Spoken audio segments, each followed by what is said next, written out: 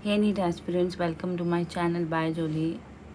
Today we will continue with the reproductive health which we started in the last lecture. So last lecture में हमने population stabilization तक पढ़ लिया था. अब इस वाले लेक्चर में हम कॉन्ट्रासेप्टिव या बर्थ कंट्रोल मेथड्स को स्टार्ट करेंगे. तो सबसे पहले जो कॉन्ट्रासेप्टिव मेथड्स होते हैं वो होते क्या है? कॉन्ट्रासेप्टिव मेथड्स वो होते हैं जो क्या करते हैं, कंसेप्शन को प्रिवेंट करते हैं. क्या करते हैं? Prevents conception. कंसेप्शन मतलब प्रेगनेंसी. और इस तरह से प्रिवेंट करें कि जो यूजर है उसकी रिप्रोडक्टिव हेल्थ को कोई भी कॉम्प्रोमाइज़ या उसको कोई भी प्रॉब्लम नहीं होनी चाहिए. ठीक है, तो एक आइडियल कॉन्ट्रासेप्टिव के अगर करेक्टरिस्टिक्स लिखने हैं तो it should be user friendly, it should be user friendly, it should be user friendly. Okay, let me opt for a nice highlighter. Okay, it should be user friendly. Oh my god, what is wrong? Should be user friendly. It should be easily available, क्योंकि अगर easily available नहीं होगा तो इसको खरीदेगा कौन. It should be effective, काम अच्छे से करे. रिवर्सिबल मतलब अगर यूज़र चाहे उस अपनी फर्टिलिटी को रीगेन करके रिप्रोड्यूस करना तो वो भी पॉसिबल हो. और साइड इफ़ेक्ट्स बहुत ही कम होने चाहिए. अगर साइड इफ़ेक्ट्स ही होंगे तो कोई यूज़ नहीं करेगा. और ना वो इंटरफेयर ना करे सेक्सुअल ड्राइव के साथ, सेक्सुअल डिज़ायर, लिबिडो के साथ, या जो यूजर का सेक्सुअल एक्ट ऑफ कॉइटस है उसके साथ इंटरफेयर ना करे. ठीक है, तो कौन कौन से अवेलेबल हैं? कुछ हमारे पास टेम्परेरी अवेलेबल हैं, कुछ हमारे परमानेंट अवेलेबल हैं. टेम्परेरी के अंदर हमारे कौन कौन से आते हैं? Natural traditional method, barrier, IUD, oral contraceptive, injectables and implants. इनको एक एक करके पढ़ेंगे. सर्जिकल मेथड्स हमारे परमानेंट मेथड में आता है, which is a permanent method of contraception. इससे पहले वाले जितने भी हैं वो हैं टेम्परेरी मेथड्स. उसके बाद जो नेचुरल मेथड्स हैं वो किस प्रिंसिपल के ऊपर काम करता है कि हम एग और स्पर्म को मीट ही नहीं होने देंगे, मिलने ही नहीं देंगे. ये क्या करता है? अवॉइड करता है chances of ovum and sperm meeting. तो इसमें जो पहला मेथड है जो हम पढ़ेंगे that is periodic abstinence. Periodic abstinence क्या होता है? वो मेथड है जैसे अगर मान लो 28 डे साइकिल है, मेंस्ट्रुअल साइकिल, उसमें ओव्यूलेशन का डे कौन सा होगा? 14th डे है ना. ल्यूटियल फेज माइनस कर देंगे तो 14th डे से 3 डेज पहले, 3 डेज बाद में, मतलब अराउंड 10 से 17 दिन का जो टाइम पीरियड है ये वो टाइम पीरियड है कि जहाँ पे ओव्यूलेशन मोस्ट एक्सपेक्टेड होती है. क्योंकि अब 14th डे ये तो है नहीं एग्जैक्ट, सब में सेम है. फिजियोलॉजी है, फिजिक्स तो है नहीं, फॉर्मूला लग गया तो हाँ यही आंसर होगा. There may be deflections from the main और पर्टिकुलर. जो हम एग्जैक्ट सोच के चल रहे हो वैसा नहीं होता है, डिफ्लेक्शंस होती हैं. फिजियोलॉजी में कुछ भी हो सकता है. तो 10 से 17 दिन का जो होता है this is a fertile period. और यहाँ पे ओव्यूलेशन एक्सपेक्टेड होती है, ओव्यूलेशन होगी. तो इस टाइम पे अगर कोइटस होता है, स्पर्म जाते हैं फीमेल बॉडी में, देयर आर हाई चांसेस की फर्टिलाइजेशन हो जाएगी और क्या हो सकता है? प्रेगनेंसी हो सकती है. तो अगर कपल्स एब्सटीन करें इस टाइम पे, एब्सटीन फ्रॉम कोइटस, या फिर रिफ्रेन करें या फिर अवॉइड करें, देयर आर मिनिमम चांसेस या कंसेप्शन कुड बी प्रिवेंटेड. ठीक है, तो इसमें उस पर्टिकुलर पीरियड में क्वाइटस अवॉइड करना है. So next method is withdrawal method, जिसको हम क्वाइटस इंटरप्टस भी बोलते हैं. इस मेथड के अंदर क्या होता है? इस मेथड के अंदर जो मेल पार्टनर है वो फीमेल रिप्रोडक्टिव ट्रैक से या वेजाइना से अपनी पेनिस को विड्रॉ कर लेता है जस्ट बिफोर इजैकुलेशन, ताकि इजैकुलेशन या फिर इंसेमिनेशन ना हो. इंसेमिनेशन नहीं होगी तो आगे फर्टिलाइजेशन नहीं होगी. पर इसके फेलियर के चांसेस बहुत ज़्यादा हाई होते हैं, क्योंकि जो प्री इजैकुलेटरी फ्लूइड होता है, प्री इजैकुलेटरी फ्लूइड जो प्रोस्टैटिक फ्लूइड होता है, उसके अंदर एक्टिव स्पर्मेटोजोआ हो सकते हैं. तो देयर आर हाई चांसेस कि ये फेल हो जाएगा. The next is lactational amenorrhoea. Lactational amenorrhoea, amenorrhoea term का मतलब समझो. एमेनोरिया होती है एब्सेंस ऑफ मेंस्ट्रुएशन. ये इस मेथड पे बेस्ड है कि ओव्यूलेशन और फॉलिकल्स मैच्योर नहीं करते आफ्टर प्रेगनेंसी. देखो मैं आप तुम्हें समझाती हूँ. तो देखो लैक्टेशन जो होती है, lactation which is the period of milk production after, जो लैक्टेशन होती है, तो लैक्टेशन के टाइम पे क्या होता है? प्रोलैक्टिन का लेवल बढ़ा रहता है ना. मदर की बॉडी में प्रोलैक्टिन बढ़ा रहेगा. प्रोलैक्टिन क्या करता है? नेगेटिव फीडबैक देता है गोनाडोट्रोफिन्स को. ठीक है, गोनाडोट्रोफिन जैसे LH एंड FSH. अब बताओ, खुद ही सोच के बताओ, अगर FSH नहीं है तो फॉलिकल्स मैच्योर कर जाएंगे क्या? फॉलिकल्स नहीं मैच्योर करेंगे. और अगर LH नहीं है तो क्या ओव्यूलेशन हो जाएगी क्या? नहीं होगी. तो ना ओव्यूलेशन होगी, ना फॉलिकल्स मैच्योर करेंगे, जिसकी वजह से मेंस्ट्रुअल साइकिल नहीं होती है आफ्टर पार्चुरेशन। ये बस अफेक्टिव कब तक होता है, वैसे ये 6 मंथ्स तक के लिए अफेक्टिव होता है, क्योंकि अगर वो भी इंटेंस लैक्टेशन हो रही हो तब, क्योंकि तभी प्रोलैक्टिन का लेवल बढ़ा रहेगा। अगर बच्चा किसी और चीज़ पे भी डिपेंडेंट है एक्सेप्ट मदर मिल्क इतना ज़्यादा मदर फीड नहीं कर रही है बच्चे को, तो उस केस में भी प्रॉब्लम्स आ सकती है, मेंस्ट्रुएशन हो सकती है। तो ovulation does not occur after the period of intense lactation. ये होता है mother breastfeed the child fully, chances of conception almost nil होते हैं। ये कब तक अफेक्टिव होता है, 6 मंथ के लिए। इन्होंने एग्जैक्ट रीज़न नहीं बताया हुआ था, वो मैं तुम्हें बता चुकी हूँ, ठीक है। उसके बाद कोई मेडिसिन इज नेचुरल मेथड जो हमने तीनों पढ़े, जिसमें नेचुरल मेथड में पहला मेथड कौन सा था, पीरियोडिक एब्स्टिनेंस, दूसरा विड्रॉल मेथड, तीसरा था हमारा कौन सा, लैक्टेशनल नेमेनोरी। इसमें हम कोई दवाई थोड़े खा रहे हैं, कोई डिवाइस थोड़े यूज़ किया, तो साइड इफ़ेक्ट्स तो नील ही होंगे ना। तो इसमें बस इसका ये है कि चांसेस ऑफ फेलियर बहुत ज़्यादा हाई होते हैं, और ये सेक्सुअली ट्रांसमिटेड इन्फेक्शन से प्रिवेंट नहीं करेगा, क्योंकि फ्लूइड की मिक्सिंग हो रही है। फ्लूइड की मिक्सिंग से ही क्या होता है, STIs फैलते हैं। उसके बाद जो नेक्स्ट मेथड है वो हमारा है बैरियर मेथड। बैरियर मेथड कौन सा मेथड होता है, इसमें हम क्या करते हैं, एग और स्पर्म की मीटिंग को रोकते हैं, फिजिकली रोकते हैं by with the help of certain barriers, ठीक है। ये मेल और फीमेल दोनों के लिए ही अवेलेबल है, जैसे कि कॉन्डम बहुत ईजिली अवेलेबल है आजकल, बहुत ज़्यादा इसका यूज़ बढ़ा हुआ है, तुमने सुना भी होगा, टीवी में एड्स आती हैं, ठीक है, न्यूज़पेपर में आती हैं, अलग अलग ब्रांड्स के एडवर्टीजमेंट आती है। तो कॉन्डम क्या है, मेल और फीमेल दोनों का होता है। अगर मेल की बात करें, it is made up of thin rubber या लेटेक्स शीट का बना होता है, जो पेनिस को कवर करता है। Look, this is the male condom. ये क्या करता है, इसमें पेनिस के ऊपर इसको पहना जाता है और ये कवर कर लेता है पेनिस को, और which will prevent the semen to go into the female reproductive tract, जाने नहीं देगा, इसी में रह जाएगा। जो भी इजैकुलेटेड सीमेन है वो फीमेल बॉडी में जाएगा ही नहीं, ठीक है। और इससे कंसेप्शन को रोका जा सकता है। ये फीमेल कॉन्डम है। फीमेल कॉन्डम में 2 रिंग्स होते हैं, एक घेरा रिंग, एक ये अंदर की तरफ रिंग होता है जो सर्विक्स और वेजाइना को कवर करता है। एक रिंग क्लोज होता है, एक रिंग ओपन होता है। फिर उसके बाद मेल कॉन्डम का एक पॉपुलर ब्रांड है जिसका नाम है निरोध, जो मेल कॉन्डम का एक पॉपुलर ब्रांड है।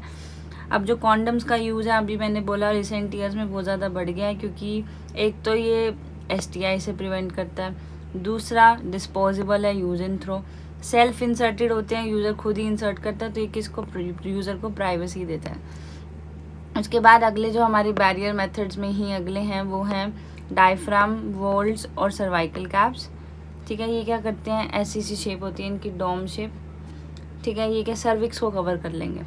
सर्विक्स को क्वाइटस से पहले इसको लगाया जाता है, inserted into the female reproductive track during coitus, मतलब क्वाइटस स्टार्ट से पहले। उसके बाद ये क्या करता है, सर्विक्स को ब्लॉक कर देगा। सर्विक्स ब्लॉक हो जाएगा तो उससे आगे जो स्पर्म विजाइना में आए होंगे वो ऊपर यूट्रस तक पहुँचेंगे नहीं, यूट्रस नहीं जाएंगे तो फेलोपियन ट्यूब नहीं जाएंगे, और वो नहीं होगी फर्टिलाइजेशन।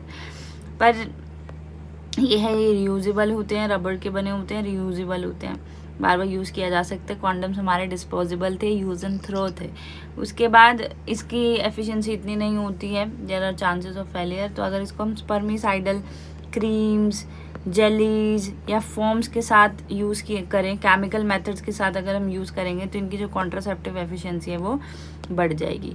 उसके बाद हमारा जो दूसरा मेथड है वो है IUDs। IUDs होती हैं इंट्रा यूटेराइन डिवाइसेस। ये डॉक्टर्स और एक्सपर्ट नर्सेज के थ्रू इंसर्टेड होती है बॉडी में। इसको यूज़र खुद से इंसर्ट नहीं कर सकता, these are inserted by doctors और एक्सपर्ट नर्सेज।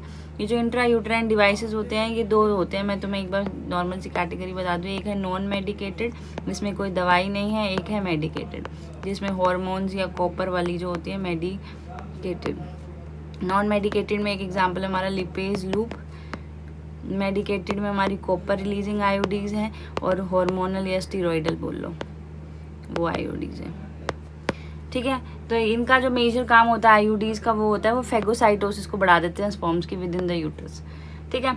तो IUDs जो होती हैं नॉन मेडिकेटेड में, एग्जाम्पल दे रखा है lipase loop, copper releasing IUD है, हार्मोन रिलीजिंग IUD है, जिसका 2 है हमारे प्रोजेस्टासर्ट और LNG-20। LNG की फुल फॉर्म है लीवो नोर जेस्ट्रल 20। ये कि इतने ग्राम कुछ मिलीग्राम में हार्मोन रिलीज करते रहते हैं, ठीक है। तो अगर हम बात करें लिपेज लूप की, ये क्या करता है, फेगोसाइटोसिस को ही बढ़ाता है, यूट्रस में मैक्रोफेजेस को क्या करता है, अट्रैक्ट करता है, जिसकी वजह से स्पर्म्स का फैगोसाइटोसिस बढ़ जाता है। साथ साथ ये कॉमन लाइन है हर तरह की आईयूडी के लिए लिखी हुई है। अब जो कॉपर रिलीजिंग आईयूडी होती है तो उससे जो कॉपर आयन रिलीज होता है, कॉपर क्या करता है, स्पर्म की फर्टिलिटी को कम कर देता है, स्पर्म की मोटिलिटी को कम कर देता है, फर्टिलाइजिंग कैपेसिटी को कम कर देता है। ठीक है, तो ये हमारी दूसरी में एग्जाम्पल है हमारा मल्टीलोड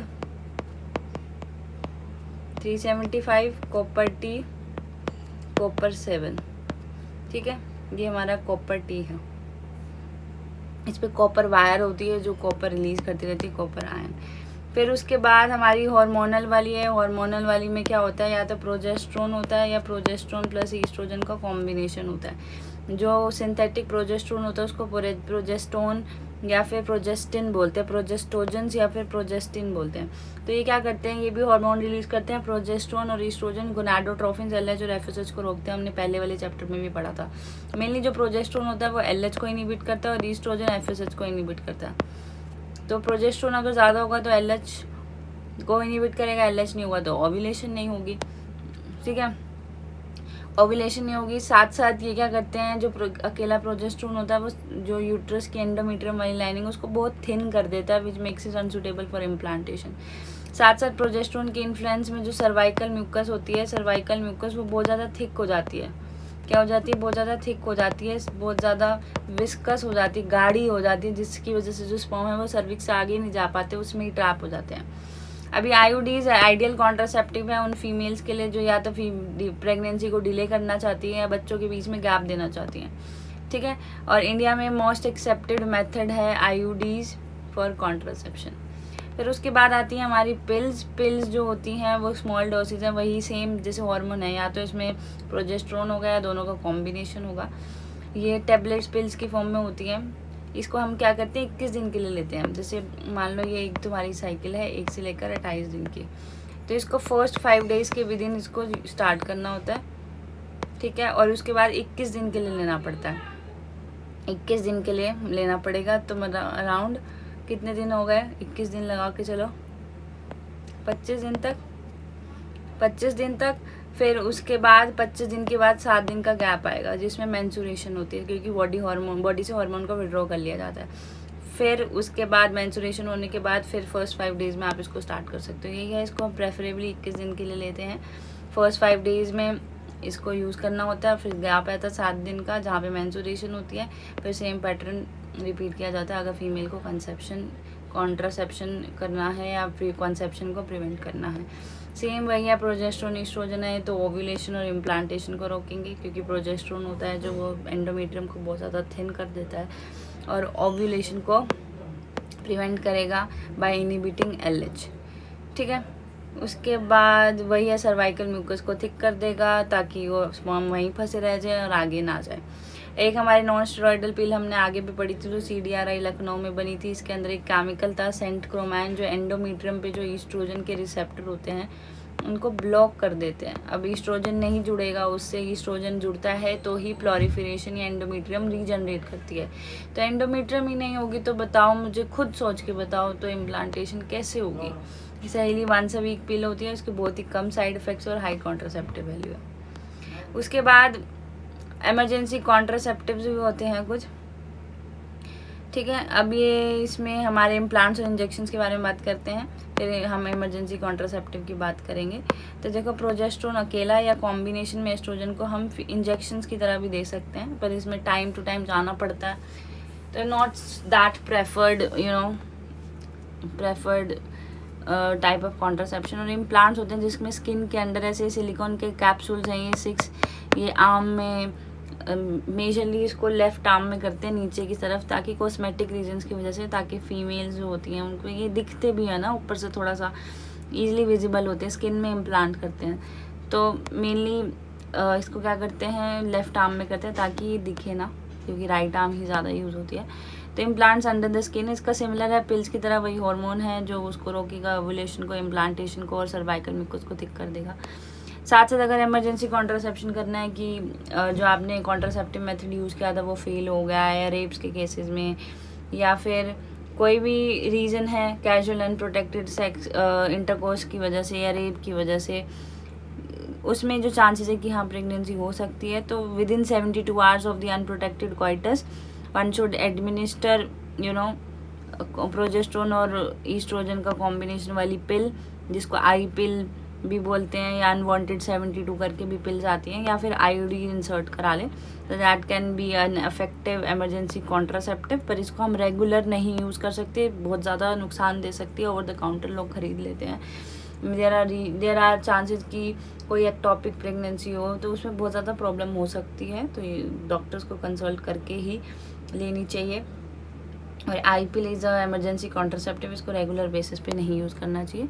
नेक्स्ट है सर्जिकल मेथड। सर्जिकल मेथड्स को हम स्टरलाइजेशन भी बोलते हैं। इसमें क्या करते हैं, जो स्पर्म और जो एग का पाथवे है उसको ही बीच में से काट देते हैं। जैसे ये वास्ट डिफरेंस है, अभी जो स्पर्म को लेके जा रही थी यहाँ तक, फिर ये यूरेथ्रा से बाहर, तो बीच में रास्ता ही ख़त्म कर दिया। रास्ता ही नहीं होगा तो जाएगा ही नहीं आगे। पर इसमें ये ध्यान रखना कि स्पर्म तो बनेंगे, एपिडाइमिस यहाँ तक स्पर्म होंगे जहाँ तक बन रहा है, पर वो खुद फेगोसिटाइज हो जाएंगे विद द टाइम। तो इसको हम स्टेरिलाइजेशन बोलते हैं, क्योंकि इसकी जो रिवर्सिबिलिटी है वो बहुत ज़्यादा पुअर रिवर्सिबिलिटी है, इसकी पुअर रिवर्सिबिलिटी है। इसको रिवर्स करना आसान नहीं है, एक बार हो गया तो फिर दिक्कत आती है। तो टर्मिनल मेथड है, अगर कपल को और प्रेगनेंसी नहीं चाहिए तो बहुत सोच समझ के कराने वाला मेथड है। ये गैमेट ट्रांसपोर्ट को ही ब्लॉक कर देता है। मेल्स के केस में वास्ट डिफरेंस को काटा जाता है, तो इसकी वजह से हम वैसेक्टोमी बोलते हैं। फीमेल में फेलोपियन ट्यूब को कट करके टाई कर दिया जाता है, इसको ट्यूबेक्टोमी बोलते हैं। वैसेक्टोमी में small part of vast difference को हम रिमूव करते हैं और बाकी को टाई अप कर देते हैं। ये कैसे किया जाता है, स्क्रोटम में एक छोटा सा इंसिजन कट लगाया जाता है, वहाँ से ऐसे मान लो ये स्क्रोटम है, इसमें थोड़ा सा कट लगाया जाएगा और इससे बाहर निकाली जाएगी वास्ट डिफरेंस, और उसमें कट करके बाकी के दोनों हिस्सों को सील या टाई कर दिया जाएगा, ठीक है, थ्रू अ स्मॉल। और फीमेल में एब्डोमेन में लगेगा इंसिजन, और उसके बाद बाकी जो भी फेलोपियन ट्यूब है उसको क्या कर दिया जाएगा, टाई कर दिया जाएगा। बहुत ज़्यादा इफेक्टिव होती है, पर इसकी रिवर्सिबिलिटी बहुत पुअर होती है, ठीक है। It needs to be emphasise है, जो सिलेक्शन है सुटेबल कॉन्ट्रासेप्टिव मेथड की, वो हमेशा मेडिकल प्रोफेशनल्स या क्वालिफाइड डॉक्टर के अंडर ही करना चाहिए। ये रेगुलर रिक्वायरमेंट नहीं होती है कि अगर आप सेक्सुअली एक्टिव है तो आपको यूज़ करना ही पड़ेगा। रिप्रोडक्टिव हेल्थ को मेंटेन करने के लिए भी ज़रूरी नहीं है। तो इनफैक्ट जो practice under against a natural reproductive event, तो जो नेचुरल इवेंट है कंसेप्शन प्रेगनेंसी, उसके अगेंस्ट ही हम कुछ नेचुरल मेथड्स के साथ ही छेड़छाड़ कर रहे हैं। One is force to use this method, या तो प्रेगनेंसी को प्रिवेंट करने में, या तो पर्सनल रीजन की वजह से लोग प्रेगनेंसी को डिले या स्पेस करते हैं। No doubt widespread of this method have significant, इसने पॉपुलेशन को कम किया। हाउएवर जैसे पिल्स होती हैं या आईयूडीज होती हैं जिसमें हार्मोन स्टेरॉइड हार्मोन्स निकलते रहते हैं, तो इसके साइड इफेक्ट्स तो ऑब्वियसली होंगे, जिसमें नोजिया, उल्टी जैसा, abdominal pain, breakthrough bleeding होती है, मेंस्ट्रुएशन के बीच में कभी भी ब्लड रिलीज हो जाना, irregular menstrual bleeding, menstrual cycle disturb हो जाती है, और इवन ब्रेस्ट कैंसर भी हो जाता है। ब्रेस्ट कैंसर क्यों होता है, क्योंकि जो ईस्ट्रोजन होता है वो माइटोसिस कराता है, तो अगर एक्सेसिव डोसेज है, ठीक है, तो वो ज़्यादा अगर बॉडी में है तो वो माइटोसिस कराएगा, जिसकी वजह से कैंसर के चांसेस भी बढ़ जाते हैं, क्योंकि सेल डिवीजन बहुत ज़्यादा हो जाती है ना। सेल डिवीजन होगी तो फिर कैंसर ही होता है उससे। दो not significant but should not be totally, मतलब इतने ज़्यादा सिग्निफिकेंट भी नहीं होते हैं ये साइड इफ़ेक्ट्स, पर इसको हम इग्नोर भी तो नहीं कर सकते। So that's it for this video. Next lecture में हम MTP स्टार्ट करेंगे। Till then, take care, keep learning with Biojoli. If you like this session, like this lecture, please subscribe to my channel, like and share it to your friends. Thank you so much.